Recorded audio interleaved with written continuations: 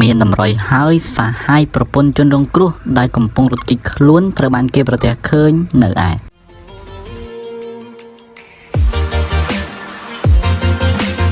បាទសូមលោកអង្កែដល់ទស្សនិកជនទាំងអស់មុននឹងចូលព័ត៌មានរបស់យើងសូមអ្នកនាងជួយ Subscribe និងកុំភ្លេចថាជីវម្នាក់ៗផងដើម្បីទទួលបាននូវព័ត៌មានថ្មីៗបាទប្រិយមិត្តជាច្រើនប្រកាសជាបានទស្សនារួចមកហើយដែលតាក់ទងនឹងคลิปវីដេអូដ៏គួររន្ធត់មួយជាករណីប្រពន្ធក្បត់ចិត្តលួចទៅមានសហាយហើយបរិសុទ្ធជាប្តីត្រូវបានឃាតករជាបងប្រុសសហាយបានចាក់ដោយកូនកំបិតខណៈដែលមុនពេលបាត់បង់ជីវិតជនរងគ្រោះបានព្យាយាមខំស្រែកហៅឡានពេទ្យឲ្យមកជួយខ្លួនករណីខាងលើបានកើតឡើងនៅប្រទេសថៃកាលពីប្រហែលថ្ងៃមុននេះ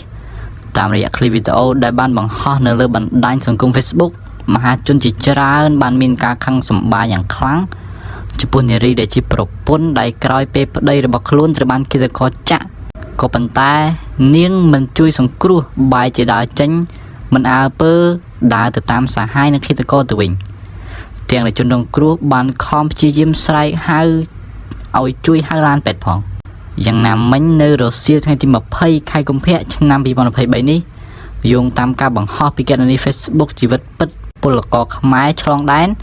បានឲ្យដឹងថាមានបងប្អូនពលករខ្មែរនៅប្រទេសថៃបានឃើញឃាតករសម្លាប់ពលរដ្ឋខ្មែរដូចគ្នាកាលពីថ្ងៃទី18ពេលព្រឹកឃើញដើរទិញអីវ៉ាន់នៅមុខ7នៅផ្សារខេត្តឈុនបុរីប្រទេសថៃ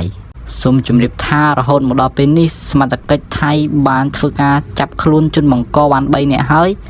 ដោយម្នាក់ទៀតកំពុងរត់គេចខ្លួនអត្តសញ្ញាណជនបង្កឈ្មោះសុកវិទសូមជួយ Subscribe ដើម្បីទទួលបានព័ត៌មានថ្មីៗពី K Top News សូមអរគុណ